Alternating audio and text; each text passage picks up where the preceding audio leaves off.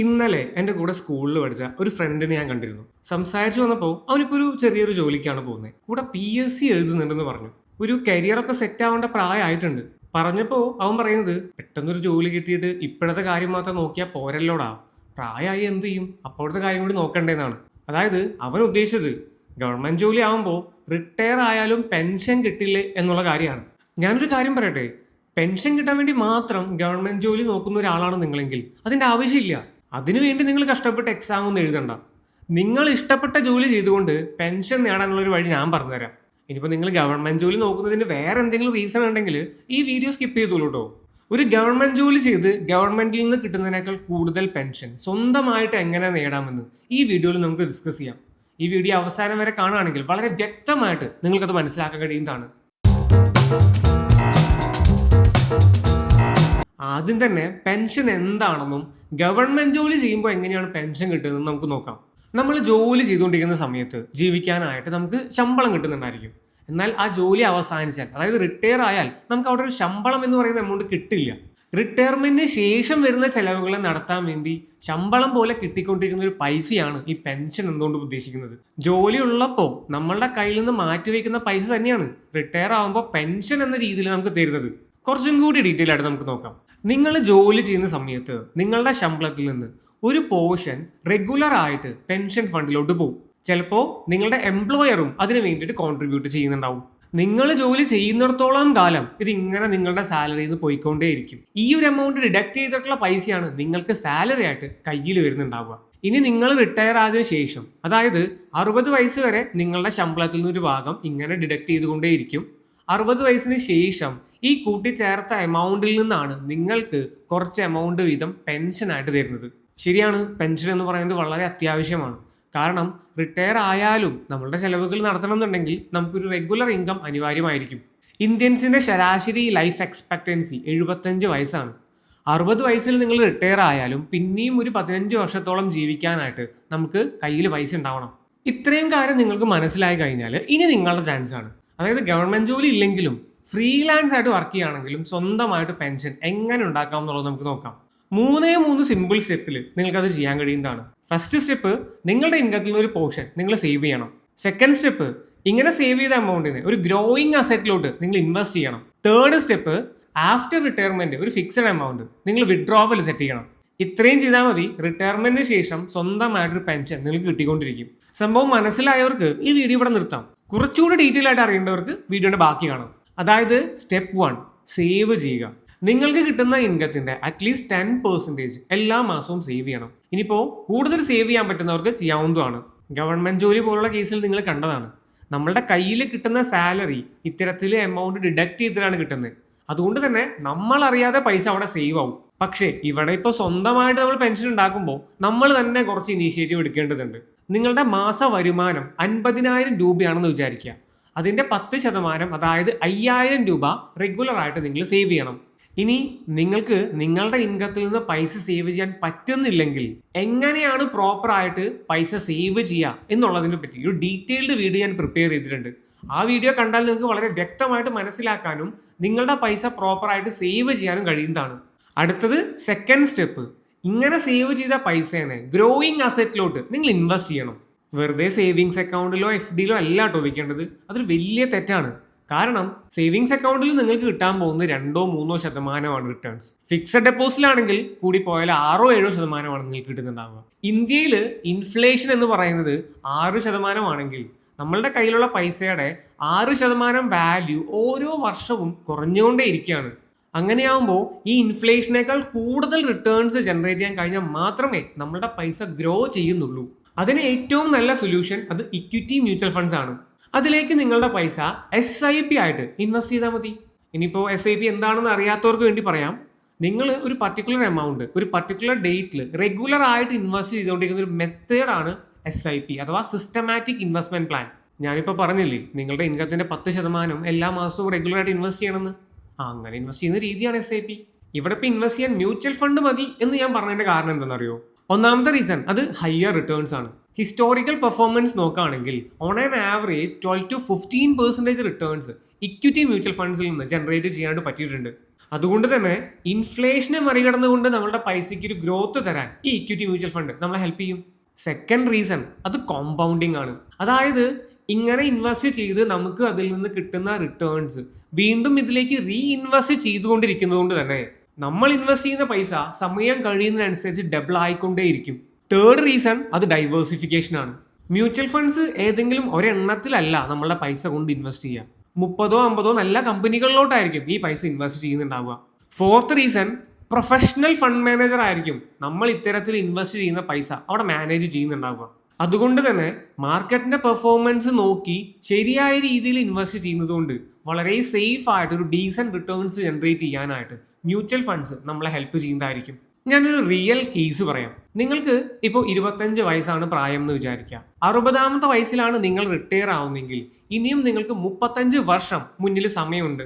50,000 രൂപ സാലറി ഉള്ള ഒരാളാണ് നിങ്ങളെങ്കിൽ അതിന്റെ 10%, അതായത് 5,000 രൂപ മാസം ഇക്വിറ്റി മ്യൂച്വൽ ഫണ്ട്സിലോട്ട് അടുത്ത 35 വർഷം നിങ്ങൾ ഇൻവെസ്റ്റ് ചെയ്യുകയാണെങ്കിൽ 12% റിട്ടേൺസ് ആനുവലി നിങ്ങൾക്ക് ഇത് ജനറേറ്റ് ചെയ്യാൻ കഴിഞ്ഞാൽ ഈ പീരീഡിൽ മൊത്തത്തിൽ നിങ്ങൾ ഇൻവെസ്റ്റ് ചെയ്യുന്നുണ്ടാവുക 21 ലക്ഷം രൂപയാണ്.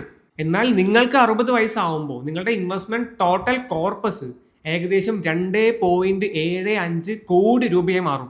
നിങ്ങൾ ഇൻവെസ്റ്റ് ചെയ്ത 21 ലക്ഷം രൂപയാണ് ഇവിടെ 2.25 കോടി ആവുന്നത് കേട്ടോ. 60ാമത്തെ വയസ്സിൽ ഈ 2.25 കോടി കൊണ്ട് കാര്യമില്ല എന്ന് നിങ്ങൾ ചിന്തിക്കുന്നുണ്ടെങ്കിൽ ഒരു കാര്യം ഞാൻ ഓർമ്മിപ്പിക്കുകയാണ്. ഇങ്ങനെ നിങ്ങൾ ഇൻവെസ്റ്റ് ചെയ്തില്ലായിരുന്നുവെങ്കിൽ പല കാര്യങ്ങൾക്ക് വേണ്ടി അത് ചെലവാക്കിയ പൈസ ഇല്ലാതാവുകയുള്ളൂ.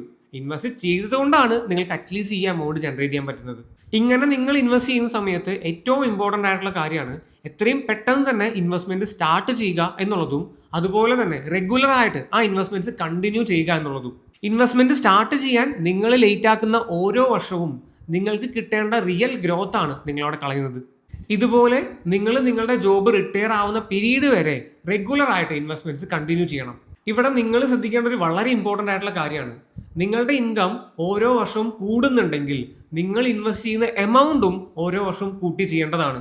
അങ്ങനെയാകുമ്പോൾ അത് വലിയ കോർപ്പസ് ബിൽഡ് ആക്കാനായിട്ട് നിങ്ങളെ ഹെൽപ്പ് ചെയ്യുന്നതായിരിക്കും. ഇന്ന് നിങ്ങളുടെ സാലറി 50,000 രൂപയാവുമ്പോൾ അതിന്റെ 10%, അതായത് 5,000 രൂപ വെച്ച് നിങ്ങൾ ഇൻവെസ്റ്റ് ചെയ്യുന്നു. നാളെ നിങ്ങളുടെ സാലറി 1 ലക്ഷം രൂപയാണെങ്കിൽ അതിന്റെ 10% 10,000 നിങ്ങൾ സേവ് ചെയ്യേണ്ടത്. അതല്ലാതെ അന്നും ഇതേ 5,000 രൂപ വെച്ച് കണ്ടിന്യൂ ചെയ്യാതിരിക്കുക. സിമ്പിൾ ആയിട്ട് പറഞ്ഞാൽ നിങ്ങളുടെ ഇൻകം കൂടുന്നതിനനുസരിച്ച് നിങ്ങൾ ഇൻവെസ്റ്റ് ചെയ്യുന്ന എമൗണ്ടും സ്റ്റെപ്പ് അപ്പ് ചെയ്തുകൊണ്ടേ ഇരിക്കുക. ഇനി ഇങ്ങനെ റിട്ടയർ ആവുമ്പോഴാണ് നിങ്ങളുടെ പെൻഷൻ കാലം സ്റ്റാർട്ട് ചെയ്യുന്നത്. ഇത്തരത്തിൽ നിങ്ങൾ ബിൽഡ് ചെയ്തു വെച്ച എമൗണ്ടിൽ നിന്ന് നിങ്ങൾക്ക് റെഗുലർ ആയിട്ട് പെൻഷൻ കിട്ടി തുടങ്ങും. അതിനുവേണ്ടി 2 കാര്യങ്ങൾ നിങ്ങൾ ചെയ്യേണ്ടതുണ്ട്. ഫസ്റ്റ് തിങ്, ഇത്രയും കാലം നിങ്ങൾ ഇൻവെസ്റ്റ് ചെയ്തുകൊണ്ടിരുന്നത് ഇക്വിറ്റി മ്യൂച്വൽ ഫണ്ട്സിലോട്ടായിരുന്നു. നമുക്ക് കൂടുതൽ റിട്ടേൺസ് വേണം എന്നുള്ളതുകൊണ്ടാണ് ഇക്വിറ്റി മ്യൂച്വൽ ഫണ്ട്സ് നമ്മൾ ഫോക്കസ് ചെയ്തത്. റിട്ടയർ ആയതിനു ശേഷം നമ്മൾ ഫോക്കസ് ചെയ്യേണ്ടത് നമ്മളുടെ പൈസ സേഫ് ആക്കാനാണ്. അതുകൊണ്ട് തന്നെ അറ്റ്ലീസ്റ്റ് 80% നിങ്ങൾ ഡെറ്റ് ഫണ്ട്സിലോട്ടോ അല്ലെങ്കിൽ ഫിക്സഡ് ഇൻകം കിട്ടുന്ന ബാക്കി ഓപ്ഷൻസിലോട്ടോ മാറ്റി വെക്കേണ്ടതാണ്. അതെന്തുകൊണ്ടാണെന്ന് വെച്ചാൽ റിട്ടയർമെന്റിന് ശേഷം നിങ്ങളുടെ പൈസ ഇക്വിറ്റിയിൽ തന്നെ വെക്കുകയാണെങ്കിൽ അത് കുറച്ച് റിസ്ക് കൂടുതലായിരിക്കും. നമ്മളിവിടെ പറഞ്ഞ എക്സാമ്പിൾ നോക്കുകയാണെങ്കിൽ നമ്മളിവിടെ സാലറി കിട്ടിക്കൊണ്ടിരുന്ന പീരീഡിൽ ബിൽഡ് ചെയ്ത് വെച്ചിട്ടുള്ള 2.75 കോടി രൂപയുടെ 80%, ഏകദേശം 2.2 കോടി രൂപേനെ ഡെറ്റ് മ്യൂച്വൽ ഫണ്ട്സിലോട്ട് നമുക്ക് മാറ്റാം.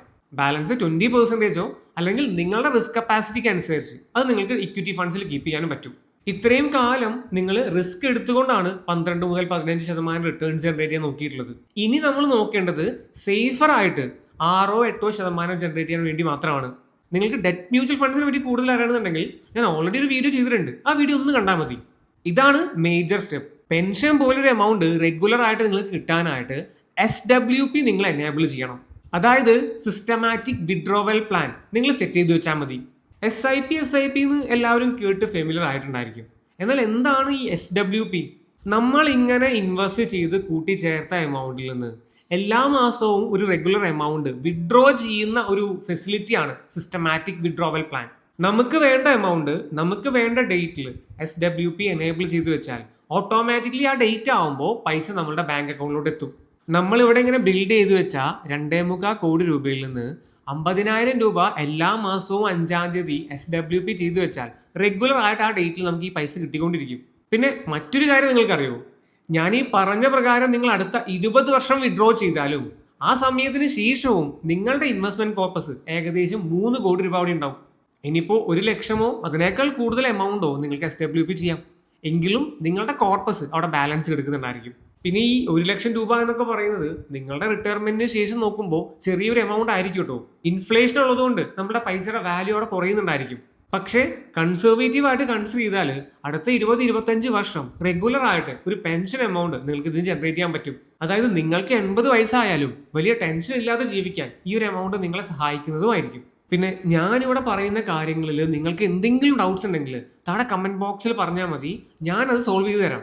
നിങ്ങൾക്കുള്ള ഡൗട്ട്സ് ചോദിക്കാനായിട്ട് നിങ്ങൾ മടിക്കണ്ട കേട്ടോ. ഇനി നിങ്ങൾ പറ, പെൻഷൻ കിട്ടാൻ വേണ്ടി മാത്രം ഒരു ഗവൺമെന്റ് ജോലിക്ക് വേണ്ടി നമ്മൾ കഷ്ടപ്പെടേണ്ടതുണ്ടോ? ഇവിടെ ഞാൻ പറയുന്നത് ഗവൺമെന്റ് ജോലി മോശമാണെന്നല്ല കേട്ടോ. എല്ലാ ജോലിക്കും അതിൻ്റെതായിട്ടുള്ള സ്റ്റാറ്റസ് ഉണ്ട്. പക്ഷേ ഓൺലി പെൻഷൻ എന്ന് പറയുന്ന കാര്യം നോക്കി വർഷങ്ങളോളം ഗവൺമെന്റ് ജോലിക്ക് കളയണ്ട എന്നുള്ളതാണ് ഞാൻ പറഞ്ഞു തരുന്നത്. നിങ്ങൾക്ക് തന്നെ സ്വന്തമായിട്ട് പെൻഷൻ ഉണ്ടാക്കാൻ പറ്റും. ഇത്രയും കാര്യം മനസ്സിലായിട്ടുണ്ടെങ്കിൽ ഇനിയുള്ളതാണ് മോസ്റ്റ് ഇമ്പോർട്ടൻറ്റ് പോർഷൻ. അതായത് ഇത്രയും നേരം നമ്മൾ പറഞ്ഞു വന്ന കാര്യങ്ങൾ ഒന്നൊന്നായിട്ട് ചെയ്തു വരിക. സ്റ്റെപ്പ് ബൈ സ്റ്റെപ്പ് ആയിട്ട് ഞാൻ പറഞ്ഞു തരാം. ഫസ്റ്റ് സ്റ്റെപ്പ്, നിങ്ങളൊരു ഇൻവെസ്റ്റ്മെന്റ് അക്കൗണ്ട് ക്രിയേറ്റ് ചെയ്യണം. നിങ്ങൾക്ക് ഓൾറെഡി സെറോദ, അപ്സ്റ്റോക്സ് പോലുള്ള പ്ലാറ്റ്ഫോമിൽ അക്കൗണ്ട് ഉണ്ടെങ്കിൽ അത് യൂസ് ചെയ്യാൻ കഴിയുന്നതാണ്. ഇനി അങ്ങനെ ഇല്ലാത്ത ഒരാളാണെങ്കിൽ ഏതെങ്കിലും ഒരു പ്ലാറ്റ്ഫോമിൽ നിങ്ങൾ KYC കംപ്ലീറ്റ് ചെയ്ത് അക്കൗണ്ട് ഓപ്പൺ ചെയ്യണം. അതിനുവേണ്ടി നിങ്ങളുടെ Aadhaar card, pan card, bank account details, almost ഇത്രയും ഡീറ്റെയിൽസ് ഉണ്ടെങ്കിൽ വിത്തിൻ 2 ഡേയ്സിൽ തന്നെ നിങ്ങളുടെ അക്കൗണ്ട് ഇൻവെസ്റ്റ് ചെയ്യാനായിട്ട് റെഡിയാവും. സ്റ്റെപ്പ് 2, നിങ്ങൾ ഇൻവെസ്റ്റ് ചെയ്യാൻ ഉദ്ദേശിക്കുന്ന ഫണ്ടിനെ സെലക്ട് ചെയ്യുക. ഇനീഷ്യലി നിങ്ങൾ ഇൻവെസ്റ്റ്മെന്റ് സ്റ്റാർട്ട് ചെയ്യുമ്പോൾ 100% ഇക്വിറ്റിയിലോട്ടാണ് ഇൻവെസ്റ്റ് ചെയ്യുന്നതെങ്കിലും ഗ്രാജുവലി നിങ്ങൾ റിട്ടയർമെന്റിലോട്ട് അടുക്കുന്നതിനനുസരിച്ച് ഈ ഇക്വിറ്റി എക്സ്പോഷർ നിങ്ങൾ പതുക്കെ കുറച്ച് വരേണ്ടതാണ്. റിട്ടയർമെന്റ് പ്ലാനിങ്ങിനെ പറ്റി ഒരു ഡീറ്റെയിൽ വീഡിയോ ഞാൻ ചെയ്തിട്ടുണ്ട്. നിങ്ങൾ കണ്ടിട്ടില്ലെങ്കിൽ തീർച്ചയായിട്ടും കാണേണ്ടതാണ്. ഇങ്ങനെ ഇക്വിറ്റി മ്യൂച്വൽ ഫണ്ട്സ് എന്ന് പറയുമ്പോൾ അങ്ങനെ ഒരുപാട് ഫണ്ടുകളുണ്ട്. അതിൽ തന്നെ large cap, flexi cap, mid cap ഫണ്ടുകൾ ഫോക്കസ് ചെയ്യുകയാണെങ്കിൽ അത്യാവശ്യം ഒരു സ്റ്റാൻഡേർഡ് റിട്ടേൺസ് നിങ്ങൾക്ക് ജനറേറ്റ് ചെയ്യാൻ പറ്റും. നിങ്ങൾ ഇൻവെസ്റ്റ് ചെയ്യുന്ന എമൗണ്ടിന്റെ 30, 40, 30% ഈ 3 ഫണ്ടുകളിലോട്ടുമായിട്ട് നിങ്ങൾക്ക് അലോക്കേറ്റ് ചെയ്യാനും കഴിയുന്നതാണ്. ഇങ്ങനെ പതിയെ നിങ്ങൾ ഇനി ഡെറ്റ് ഫണ്ട്സിലോട്ട് ഇൻവെസ്റ്റ്മെന്റ് സ്റ്റാർട്ട് ചെയ്യുമ്പോൾ liquid funds, short duration fund, gilt funds, ഇത്തരം ഫണ്ട്സ് ആ സമയത്ത് നിങ്ങൾക്ക് കൺസിഡർ ചെയ്യാൻ പറ്റുന്നതാണ്. സ്റ്റെപ്പ് 3, SIP സ്റ്റാർട്ട് ചെയ്യണം. നിങ്ങൾ ചെയ്യാൻ ഉദ്ദേശിക്കുന്ന ഡേറ്റിൽ നിങ്ങളുടെ ഇൻകത്തിന്റെ 10% വെച്ച് നിങ്ങൾ SIP എനേബിൾ ചെയ്യണം. ഓട്ടോ പേ എനേബിൾ ചെയ്ത് വെച്ചാൽ എല്ലാ മാസവും ആ ഡേറ്റ് ആകുമ്പോൾ നിങ്ങളുടെ ബാങ്ക് അക്കൗണ്ടിൽ നിന്ന് ആ ഇൻവെസ്റ്റ്മെന്റ്സ് കംപ്ലീറ്റ് ആയിക്കോളും. ഇനി നിങ്ങളിപ്പോൾ മറന്നു പോയാലും ഒരു പ്രശ്നവുമില്ല. പിന്നെ മറ്റൊരു കാര്യം, ഇങ്ങനെ ഇൻവെസ്റ്റ് ചെയ്യുമ്പോൾ നിങ്ങളുടെ ഇൻകം കൂടുന്നതനുസരിച്ച് കൂട്ടി ചെയ്യാനായിട്ട് മറക്കരുത്. 4th step, which is annual review. നിങ്ങൾ ഇങ്ങനെ ഇൻവെസ്റ്റ്മെന്റ്സ് കണ്ടിന്യൂ ചെയ്യുകയും എല്ലാ വർഷവും ഒരിക്കലെങ്കിലും നിങ്ങളുടെ ഇൻവെസ്റ്റ്മെന്റ് പോർട്ട്ഫോളിയോ നിങ്ങളൊന്ന് ഇവാലുവേറ്റ് ചെയ്യേണ്ടതാണ്. നിങ്ങൾ ഇൻവെസ്റ്റ് ചെയ്യുന്ന ഫണ്ടുകൾ അണ്ടർ പെർഫോമിംഗ് ആണെങ്കിൽ അതിൽ വേണ്ട മാറ്റങ്ങൾ വരുത്തേണ്ടതാണ്. പ്രോപ്പർ ആയിട്ട് പെർഫോം ചെയ്യുന്നുണ്ടെങ്കിൽ അത് തന്നെ നിങ്ങൾക്ക് കണ്ടിന്യൂ ചെയ്യാനും കഴിയുന്നതാണ്. ഈ പറഞ്ഞ പോലെ നിങ്ങളുടെ റിട്ടയർമെന്റ് വരെ നിങ്ങൾ കണ്ടിന്യൂ ചെയ്തുകൊണ്ടിരിക്കണം. സ്റ്റെപ്പ് 5, റിട്ടയർമെന്റ് ആയാൽ ഇക്വിറ്റി ഫണ്ട്സിൽ നിന്ന് നിങ്ങളുടെ ഇൻവെസ്റ്റ്മെന്റ്സിനെ ഡെറ്റ് ഫണ്ട്സിലോട്ട് മാറ്റേണ്ടതാണ്. ആഫ്റ്റർ റിട്ടയർമെന്റ് നിങ്ങളുടെ ഇൻവെസ്റ്റ്മെന്റിന്റെ മേജർ ഒബ്ജക്റ്റീവ് അത് സേഫ്റ്റിയും ലിക്വിഡിറ്റിയും ആയിരിക്കണം. 6th സ്റ്റെപ്പ്, നിങ്ങൾ SWP എനേബിൾ ചെയ്യണം. അതിനുശേഷം ഓരോ മാസവും നിങ്ങളായിട്ടുണ്ടാക്കിയെടുത്ത നിങ്ങളുടെ സ്വന്തം പെൻഷൻ നിങ്ങൾക്ക് കിട്ടി തുടങ്ങും. ഈ വീഡിയോ കണ്ട് നല്ല ഇൻഫോർമേഷൻ ആയിരുന്നു എന്ന് പറഞ്ഞ് ഇത് ക്ലോസ് ചെയ്ത് വെച്ച് പോവരുത്. ഇന്ന് തന്നെ അതിന് വേണ്ട ആക്ഷൻസ് നിങ്ങൾ എടുക്കേണ്ടതാണ്. നിങ്ങൾ ഇഷ്ടപ്പെടുന്ന പ്രൊഫഷൻ ചെയ്തുകൊണ്ട് തന്നെ നിങ്ങളുടെ ലൈഫ് സെക്യൂർ ആക്കാനായിട്ട് കഴിയുന്നതാണ്. ഈ വീഡിയോ നിങ്ങൾക്ക് യൂസ്ഫുൾ ആയെങ്കിൽ വേണ്ട രീതിയിൽ സപ്പോർട്ട് ചെയ്യണേ. Until next time, by.